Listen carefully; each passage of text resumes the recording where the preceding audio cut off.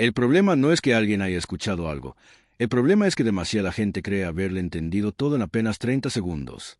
Todo empezó con un murmullo digital, una grabación de baja calidad que se coló en las redes como se cuela el humo bajo una puerta cerrada, sin pedir permiso y dejando un olor imposible de ignorar. Un supuesto audio filtrado del partido Real Madrid 2, Levante 0, un encuentro que en el marcador parecía tan limpio como rutinario, pero que de pronto se convirtió en el epicentro de un terremoto de sospechas, debates encendidos y conclusiones apresuradas. Y aquí estamos. Porque cuando el fútbol se cruza con la palabra filtrado, la calma desaparece y la imaginación colectiva se pone el traje de detective. Para entender por qué este audio ha provocado semejante revuelo hay que empezar por algo básico que muchos olvidan. El fútbol no es solo un deporte, es un ecosistema emocional. Cada partido es una pequeña novela donde millones de personas proyectan esperanzas, frustraciones, identidades y, en ocasiones, conspiraciones. Real Madrid y Levante no es solo un enfrentamiento entre dos equipos, es David contra Goliat, es la épica del favorito frente al que lucha por sobrevivir. Cuando el resultado fue 2-0, muchos lo archivaron como un capítulo más de una temporada larga. Hasta que alguien decidió darle al play. El audio, según quienes lo difundieron, correspondería a una conversación interna relacionada con el partido.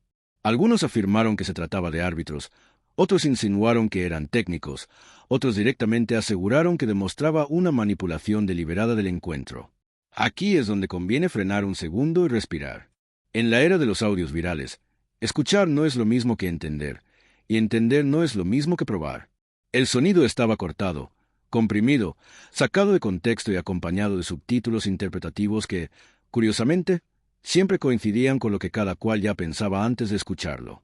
Eso, por sí solo, ya debería encender una luz roja. El partido en sí fue analizado hasta la saciedad. El Real Madrid dominó gran parte del encuentro. Levante resistió como pudo. Hubo decisiones arbitrales discutidas y jugadas revisadas por el VAR. Nada fuera de lo común para cualquiera que lleve más de una semana siguiendo esta liga. Sin embargo, el audio introdujo una narrativa alternativa, una especie de historia paralela donde cada falta, cada fuera de juego y cada saque de esquina pasaban a ser pruebas de algo más grande. El problema es que cuando se analiza un partido posterior y con la idea de que hay trampa, todo encaja mágicamente, como si el cerebro se convirtiera en un editor de cine dispuesto a eliminar cualquier escena que no refuerce la trama principal. Una de las frases más repetidas tras la filtración fue que nunca volveríamos a ver el fútbol igual. Esa frase suele aparecer siempre que alguien cree haber descubierto el truco del mago. Pero la historia del fútbol está llena de audios, documentos y confesiones que, al ser analizados con calma, terminan diciendo mucho menos de lo que prometían en el titular. No porque no existan errores, intereses o incluso corrupciones en el deporte, sino porque la realidad suele ser mucho más aburrida que la conspiración. Y eso, paradójicamente, es lo que la hace más difícil de aceptar. Analicemos el audio desde un punto de vista frío. Primero, la procedencia. Nadie ha podido demostrar con claridad quién lo grabó, cuándo exactamente se grabó ni si corresponde de verdad a ese partido. En un mundo donde se pueden imitar voces con inteligencia artificial y editar conversaciones con un portátil doméstico, la autenticidad ya no se presume, se demuestra. Segundo, el contenido. Las frases son ambiguas, abiertas a interpretación, llenas de silencios y ruidos de fondo. Es el material perfecto para que cada oyente proyecte su propia película mental. Tercero, el contexto. Una conversación aislada, sin antes ni después, es como leer una sola página arrancada de una novela y creer que ya conoces el final. Aún así, sería ingenuo pensar que todo esto surge de la nada. El Real Madrid es un club que genera pasiones extremas. Para algunos es el símbolo de la grandeza deportiva, para otros el villano perfecto. Cada victoria es celebrada como una confirmación histórica o cuestionada como una sospecha eterna. El Levante, por su parte, representa al equipo que lucha desde abajo, el que siempre parece tener más en contra que a favor. Esa combinación es dinamita narrativa. Solo hacía falta una chispa, y el audio fue esa chispa. Durante días, las redes se llenaron de análisis improvisados, expertos de sofá y perfiles anónimos que juraban tener información interna. Algunos decían que el audio demostraba instrucciones claras, otros que era simplemente una charla técnica malinterpretada. Mientras tanto, los protagonistas reales del partido seguían con su calendario, entrenando, viajando, jugando. La vida profesional continuaba mientras la vida digital ardía. Esa desconexión es uno de los grandes rasgos de nuestro tiempo. Los hechos suceden en un plano, la interpretación masiva ocurre en otro, y rara vez se encuentran. Hay un detalle interesante que muchos pasaron por alto. Incluso si el audio fuera real, incluso si correspondiera a una conversación interna legítima, eso no implica automáticamente una irregularidad. En el fútbol profesional se habla de estrategias, de tendencias arbitrales, de cómo manejar los tiempos del partido. Se habla de todo. Confundir análisis con manipulación es como acusar a un ajedrecista de hacer trampas por pensar varios movimientos por adelantado. El problema es que la palabra filtrado tiene un magnetismo especial. Suena a secreto, a verdad oculta, a revelación definitiva. Y eso vende. Aquí conviene hacer una pausa para algo importante. Si este tipo de análisis te está volando la cabeza, suscríbete al canal, porque lo que viene después del ruido mediático suele ser mucho más interesante que el escándalo inicial. Volvamos al partido. El 2-0 se construyó con acciones concretas, con errores defensivos del Levante, con aciertos ofensivos del Real Madrid y con decisiones arbitrales que, como siempre, fueron interpretadas de mil maneras. Algunas polémicas se resolvieron con el VAR, otras quedaron en el terreno de la opinión. Nada que no hayamos visto antes, nada que por sí solo justifique una teoría monumental. Sin embargo, el audio permitió que muchas personas confirmaran una sospecha previa. Eso tiene un nombre en psicología, aunque aquí no hace falta ponerse académico.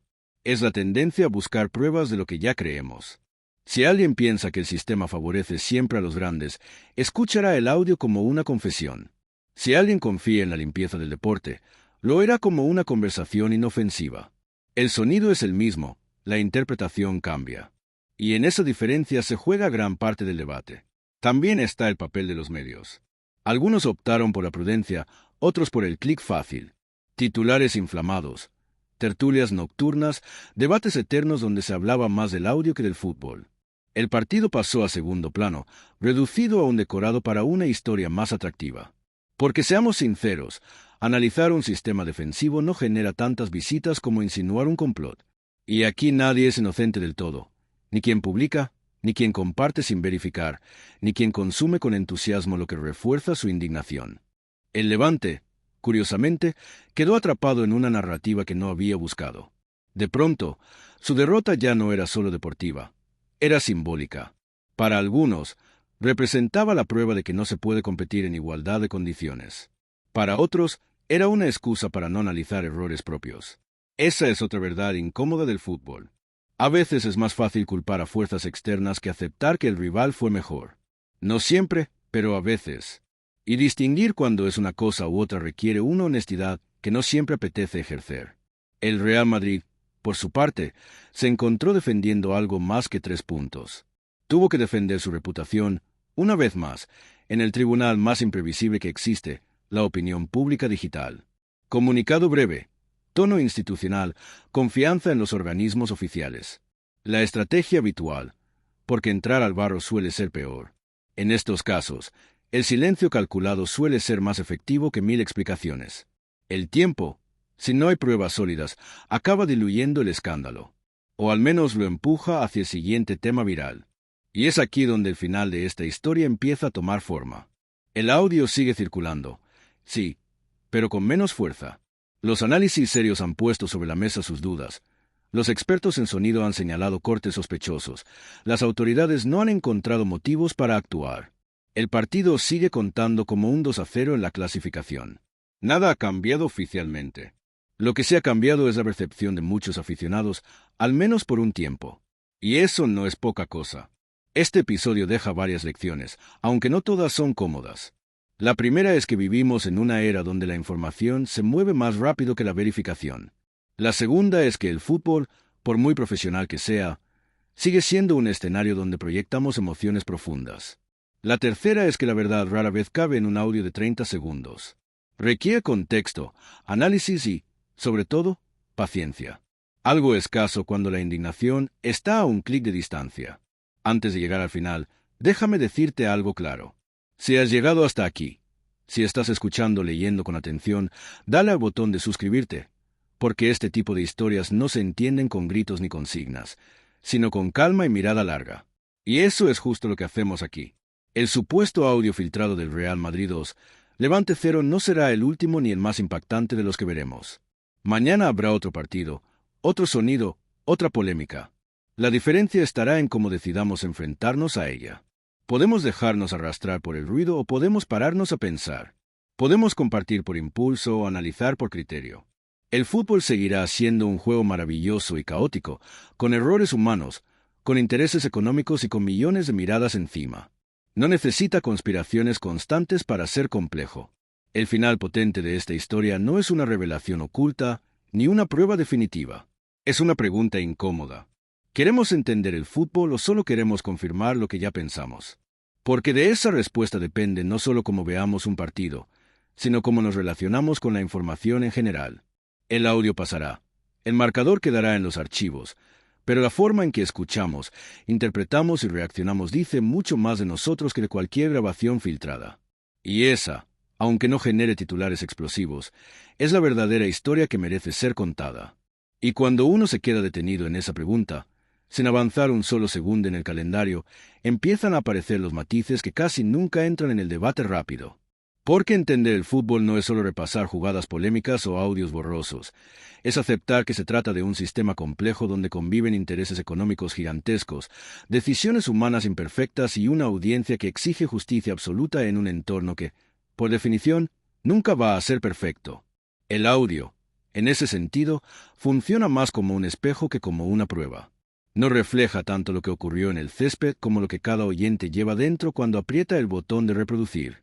Hay quien escucha autoridad, hay quien escucha manipulación, hay quien solo oye ruido.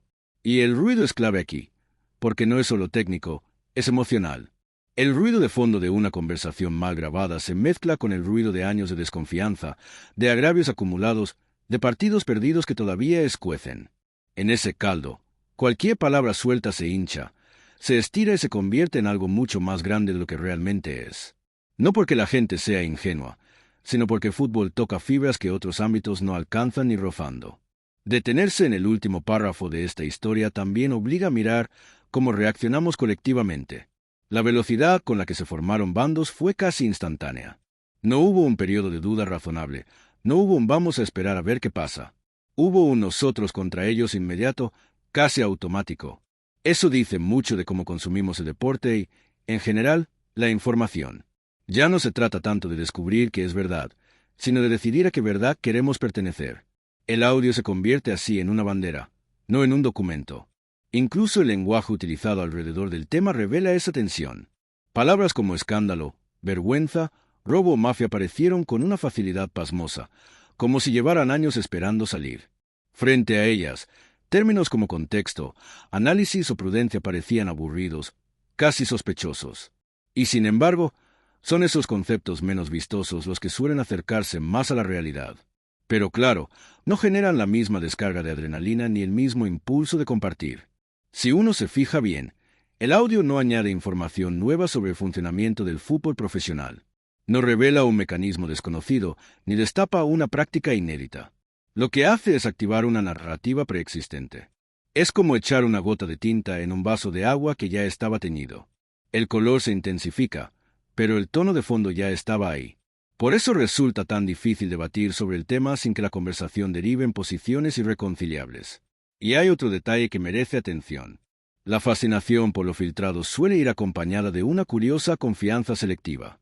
Se desconfía de instituciones, comunicados oficiales y explicaciones técnicas, pero se confía ciegamente en un archivo de audio cuyo origen nadie puede certificar. Es una paradoja moderna. Cuanto menos verificable es algo, más auténtico parece. Como si la falta de sellos oficiales fuera, en sí misma, una garantía de verdad. Esa lógica, aplicada al fútbol, puede parecer inofensiva. Aplicada a otros ámbitos, ya no tanto.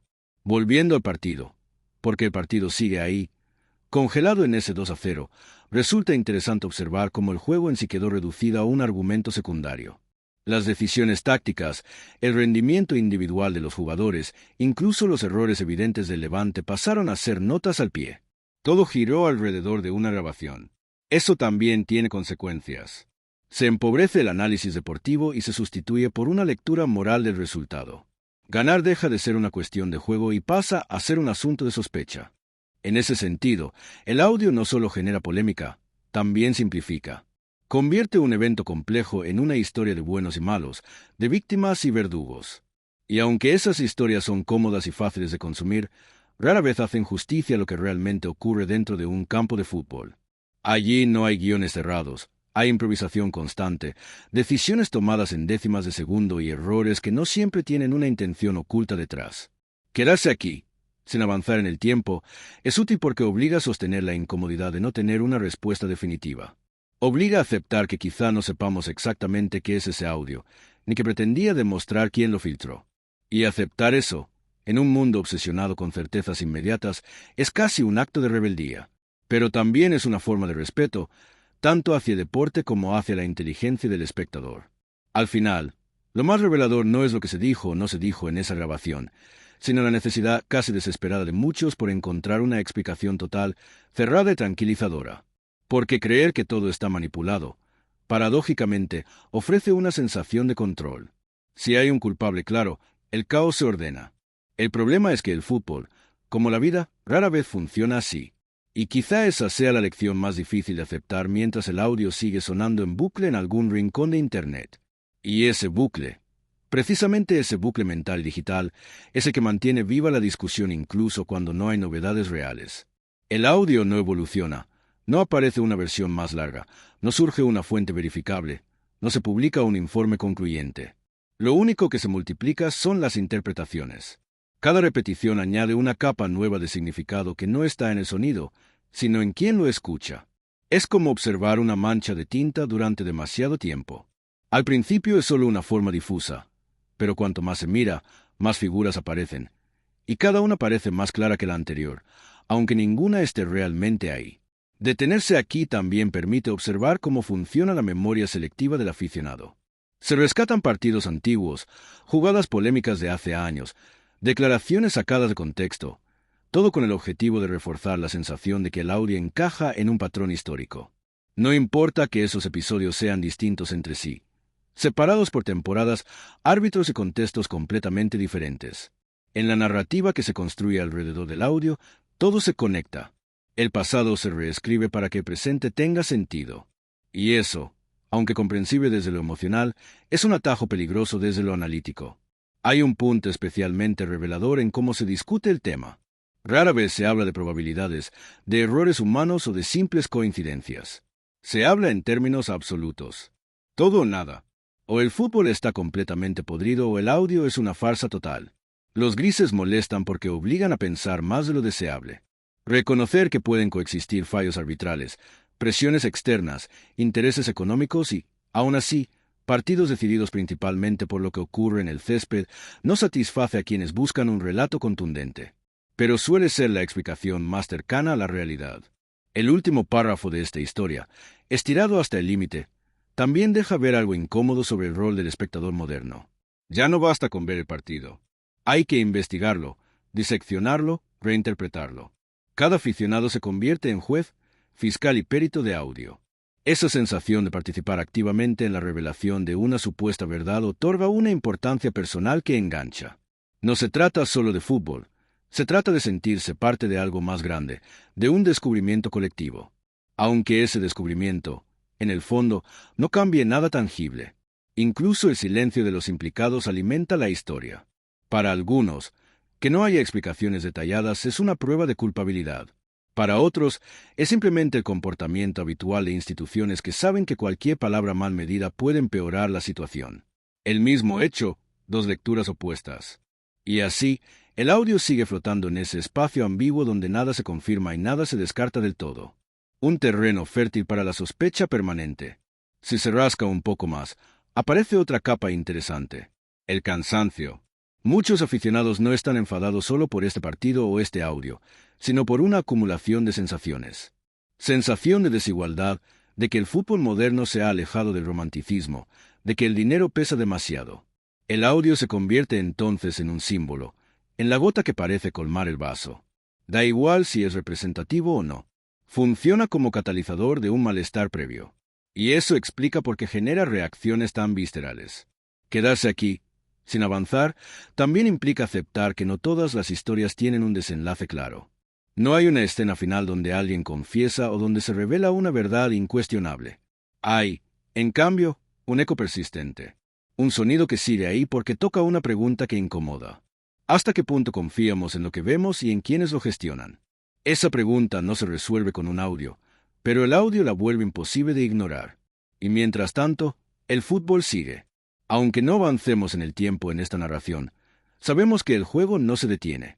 Esa es otra paradoja.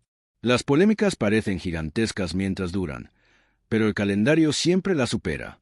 Sin embargo, las sensaciones que dejan permanecen. Este audio, real o no, deja una huella en la manera en que muchos miran el deporte. Una mirada un poco más desconfiada, un poco más cínica. No necesariamente más informada, pero sí más alerta.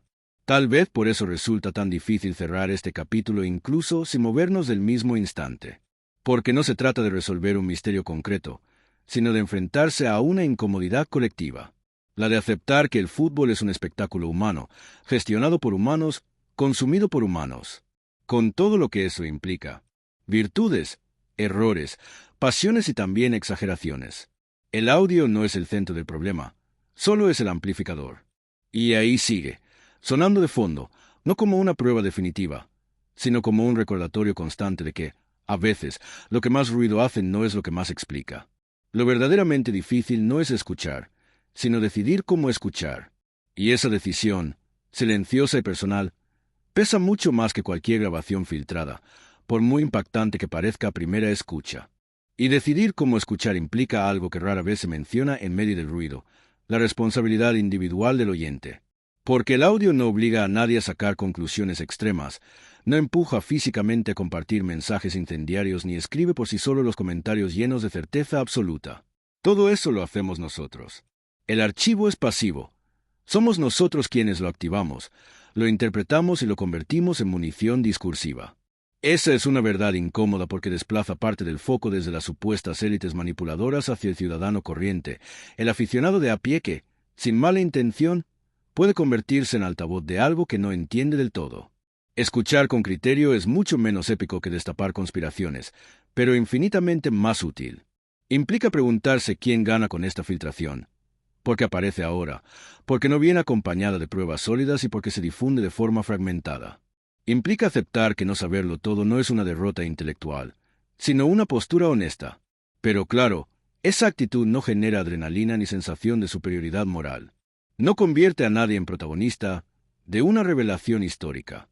Y eso, en un ecosistema digital basado en la recompensa inmediata, es casi un acto contracultural. El último párrafo también se puede estirar observando cómo el concepto de prueba ha cambiado. Antes, una prueba exigía un proceso, una cadena de custodia, una verificación. Hoy, basta con que algo suene verosímil y se alinee con una sospecha previa. El audio cumple esas dos condiciones a la perfección. Suena suficientemente oscuro como para parecer clandestino y encaja cómodamente en una narrativa ya instalada. No necesita más. El resto lo pone la imaginación colectiva, que es mucho más poderosa que cualquier laboratorio forense. Hay algo casi literario en todo esto. El audio funciona como un MacGuffin, ese objeto narrativo que impulsa la trama pero cuyo contenido real es secundario. Lo importante no es lo que dice, sino lo que provoca. Provoca discusiones, provoca desconfianza, provoca reafirmaciones identitarias. Cada oyente se posiciona no solo frente al partido, sino frente a su propia idea de justicia, de poder y de mérito. El fútbol deja de ser solo fútbol y se convierte en un campo de batalla simbólico. Incluso el tono con el que se habla del tema revela mucho. Hay una urgencia constante, una necesidad de cerrar el caso cuanto antes, como si vivir con la duda fuera insoportable. Se exige una respuesta definitiva, una sentencia clara. Pero el sistema no funciona así. Ni los procesos disciplinarios, ni las investigaciones serias, ni la realidad misma.